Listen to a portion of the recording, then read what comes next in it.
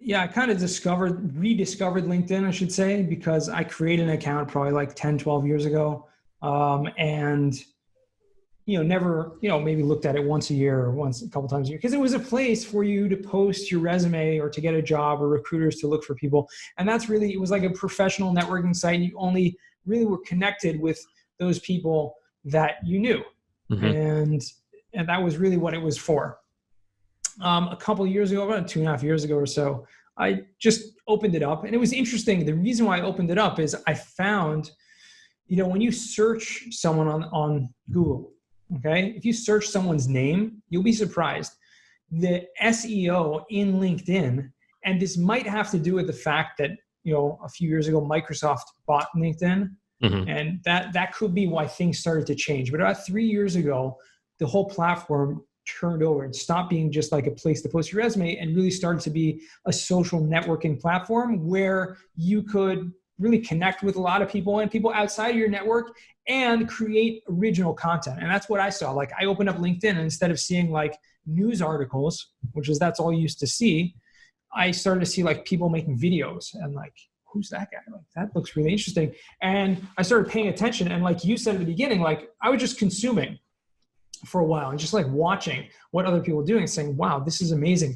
I found people like Gary Vaynerchuk, right? Gary V, Grant Cardone, like these people. And I've never heard of these people before in my life, and was like, wow, these people have a lot to say about how to market, what social media is about, how to use it to leverage your business. I started, I read 10X Rule. I read the, Crushing It, Gary V. And I started to consume that, understand how social media, how powerful it is. And then I started seeing really a lot of creators on LinkedIn coming out. And what I liked about LinkedIn over any other platform at the time, which I also wasn't using, but I was observing a little bit, was that it was professional. And it had that kind of professional ambiance to it, if you will, mm-hmm. that you felt like other people were respectful of each other. They were, there wasn't a lot of politics talking on there. There wasn't a lot of like crazy, profanity and stuff like that. Some people offended by that. It wasn't like Facebook. It wasn't like Instagram, a lot of just pictures and, obscene things. And I really like that. I related to that a lot, just to who I am, where I come from. My culture is much more, business is business. Like pleasure, different. You go to the beach, right, with your mm-hmm. friends. You don't want your necessarily, you're not going to invite your boss and your coworkers to go and do that, right? And the analogy I use is like going to a bar with your friends, right? Versus, maybe nowadays that analogy doesn't work anymore, but when you still could. When you still could, there was something called a bar, you could drink, and with your friends, and versus going to a professional networking event. Yes. And so that's how I see like the difference between Facebook and LinkedIn. And so I related much more to that, as I want to get business from this. I want to relate to people. I want to connect with people. So I started creating content because I saw other people doing it. I'm like, hey, I can do that. And I literally just pushed it and started just doing it every single day. And I figured, if I'm going to do this right, I'm just going to try it out. I had no idea what would come of it. Mm-hmm. I really had no idea. It was kind of just like putting myself out of my comfort zone and seeing what would happen. And I wouldn't say immediately, but within the first few weeks, month or two, like started connecting with real people noticing me. And that's what I see LinkedIn as, a place not just to like put out content and like social media, like blasting content, but a place to really meet new people who you want to do business with, and potential clients, potential investors, potential business partners, potential, all kinds of things, like you would at any other networking event. You're meeting professional people because you think you can mutually benefit each other. And I just saw incredible results.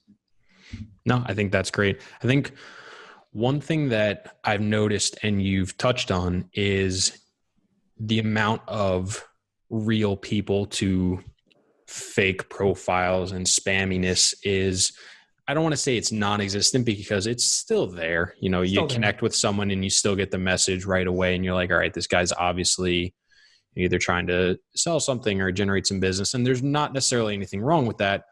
Whereas if you try to do it on Facebook or Instagram, or I haven't been on Twitter so much, but things like that, or even YouTube now, there's so many bots, spam accounts, auto commenting that happens. And it, some of those are very sophisticated, and it's very tough to understand if the person you're actually connecting with is a real person on the other side. So I agree with you tremendously. It's been, somewhat of a breath of fresh air to be on there and understand, like, hey, I know this person's got a somewhat realistic background. If not, this is what they do.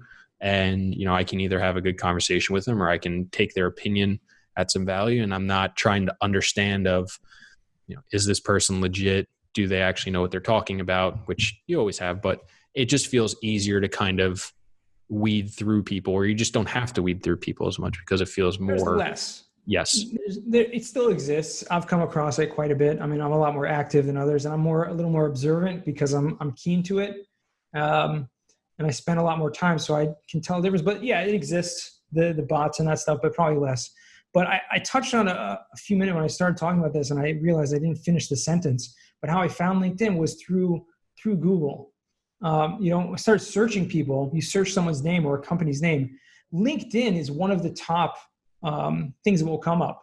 If you have a very common name, maybe like John Cohen might be a little less. But if I search your name, Chris, I guarantee you, put it into Google, at the top, definitely the top 5, if not the top 1, is going to be your LinkedIn profile. You do it right now. Which means, go check it out right now. Which that showed me, like, that turned off a switch. It was like, wow, number 1, there's something here. Number 1. See, that is live action, no bullshit. Now, let's, maybe Yona, you should do it too and see if it's number 1, because, cookies and whatnot. And, I Google myself. Mine definitely will be number 1 because my name is.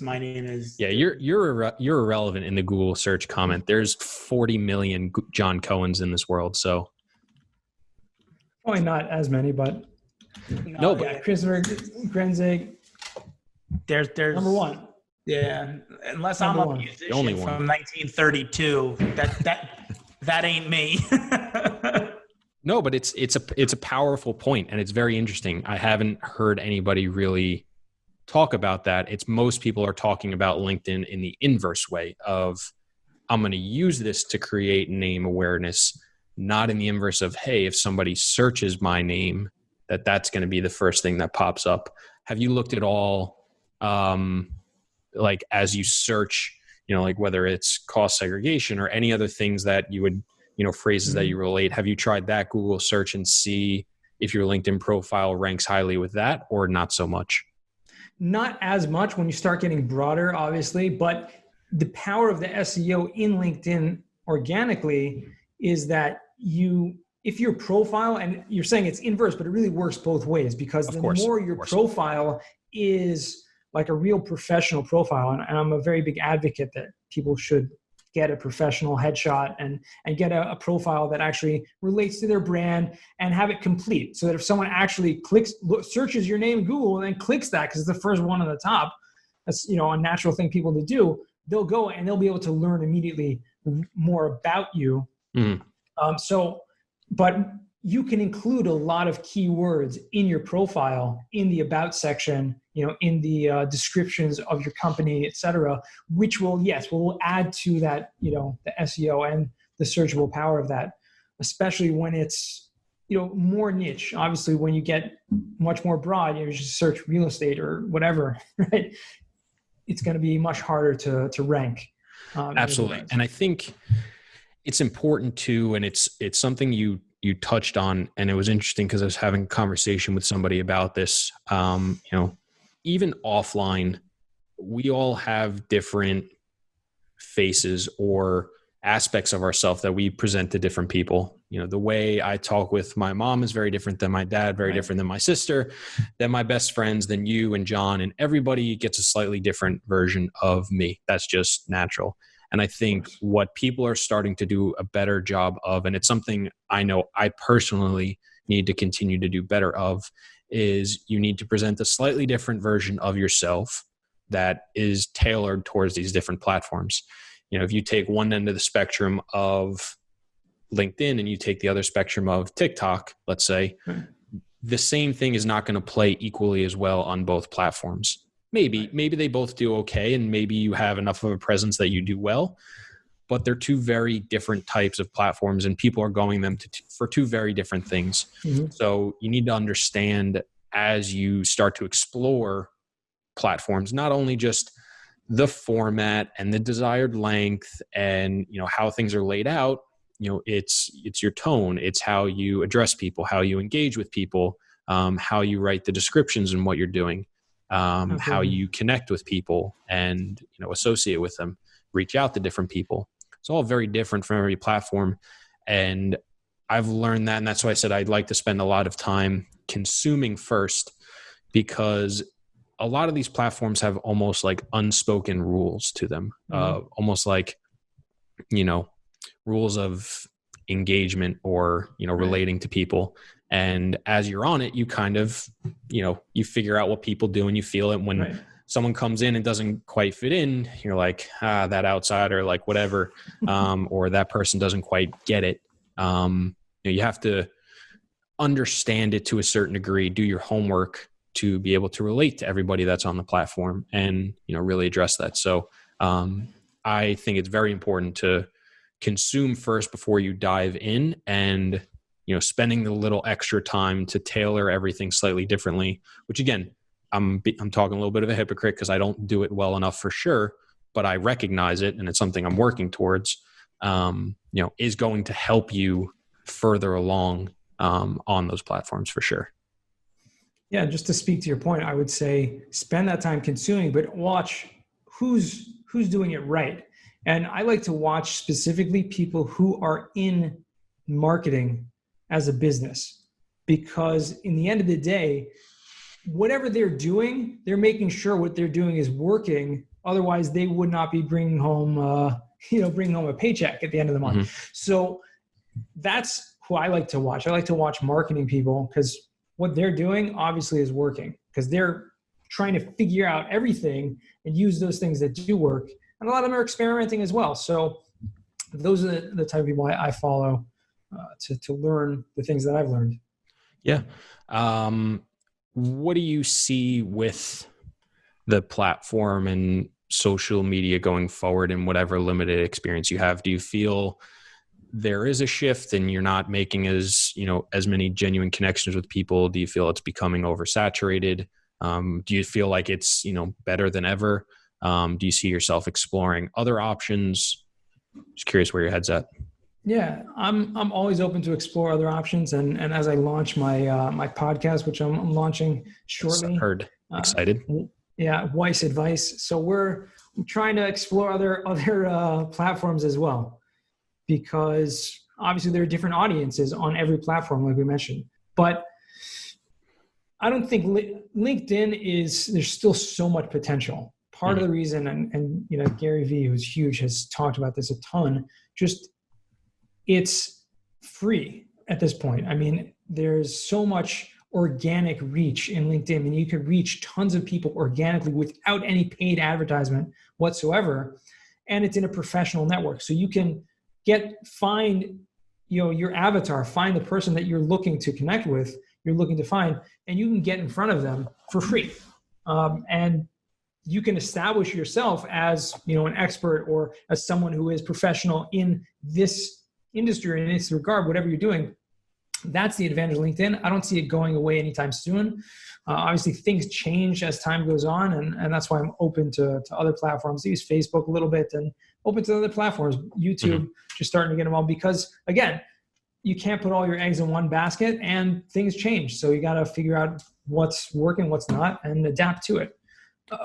One other network that we didn't really touch on at all, which should not be underestimated or undervalued, is bigger pockets, especially with regard to real estate. Because, again, if you Google anything, any question about real estate, just type in, how do I finance a mortgage, anything related to real estate, you will most definitely have Bigger Pockets forum come up, or a blog article from Bigger Pockets come up at the top of the search. Okay. And many, many articles, which means, again, to that same point, if you are active on that platform in the forums or writing blog articles, people will find you through that just by Google searching. So there's another, huge platform that I try to spend a little time on every day also. Yeah, I think you need to understand, if it's something you're doing or trying to explore, understand what best fits you. We were talking about this on the last show. I don't like writing. I'm supposed to be doing a newsletter. I haven't done it. I keep pushing it off. But I just don't like writing. I'm okay at it. I'm not bad. I just feel significantly more comfortable speaking, or whether it's on video or audio. And so one of the things I would like to do is speak and have somebody type it for me. I can proof it and put it up or not. But yeah, I think if you're someone that just loves typing, you should be writing blogs on BiggerPockets, Medium, because it's still somewhat relevant. LinkedIn, you should be writing mini blogs as descriptions, and your own website. You should be posting them everywhere, because there's tons of people that love to read. I like reading. I just don't like typing. So I think it all depends on what you want to do. I think also too, one thing that I've discovered that is interesting that may be helpful for others. The two main platforms I'm really on right now is Instagram and LinkedIn for the most part. And one of the things I really like about LinkedIn versus some of the others is when I tag somebody in something, or when somebody else likes something, anybody, I may be friends with John and I'm not friends with you, Yona, or connected, can't even get the terms right. But if John is connected with you and he likes something of mine, you would now see it even though we're not connected. Or if I tag John in a post, even though we're not connected, it might show up on yours depending upon the algorithm and things like that. So where I've found it very beneficial, and what I've been trying to do, is use LinkedIn as a platform to boost up a lot of our podcast guests. So I am connecting with every single one of our podcast guests. We're already connected. We create clips from every single podcast episode that we do. And I'm trying to put as many posts as I can of our guests up there, because it allows me to reach more people than just my connections. It allows me to reach them, other people. And as people like it more and more, and it goes, as well as it benefits the person because it's free content for them. Whereas if I did that on something like Instagram, Facebook, YouTube, TikTok, it doesn't work that way. It's only my audience, my connections, unless it's on like an explore page. So I've found that very interesting. And I think it's one of the reasons that LinkedIn has done so well in the last couple of years, is because there's significantly more reach when you engage with others, which I'm sure you found a tremendous amount of success in, as you bring in other people with your CRE 10-day challenges, things like that, where you've been able to reach a tremendous amount of people because people tag you in those things, interact, and each person that interacts just compounds on top of each other, which is phenomenal in my opinion. Huge. Yeah. Huge. Yeah. Awesome. I think that's a great place to wrap it up. Yona, thank you so much for coming on. I think you gave a tremendous amount of information on cost segregation and explaining it to people. I definitely learned a couple little things. And I think, just the insight you gave into LinkedIn and providing value for people was also great. If people, besides just searching on LinkedIn or Google to find you, but where can everybody find you, connect with you, follow you, get in touch with you, and learn more about you? I mean, literally, I would just say LinkedIn, because that's really the best place. But, you can find us in Madison Specs. Like I said, we're the biggest national company doing this. We provide free estimates for any property. So if someone wants to thinking about getting it done, don't know, want to see the numbers, want to discuss with their accountant, you definitely reach out to me that way. yweiss@madisonspecs.com.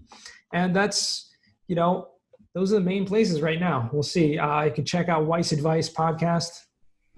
Anywhere you're listening to podcasts, should be launching next week. So hopefully by the time this is up, you'll be hearing that.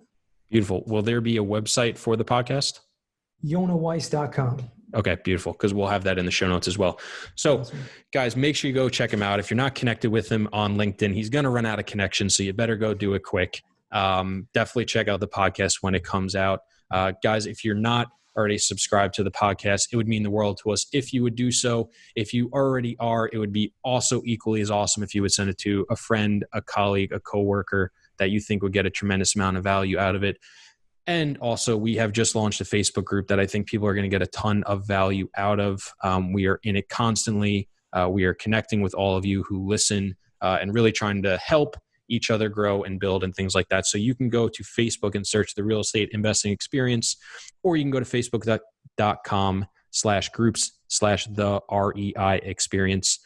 Yona, once again, thank you so much for coming on. I thoroughly enjoy this. I think people got a ton of value from it. It was amazing. My pleasure. Thank you guys for having me. And I just want to point out here, we all have the same exact microphone. How do you like there we that? go. Beautiful. It works good. Hopefully we all sound good.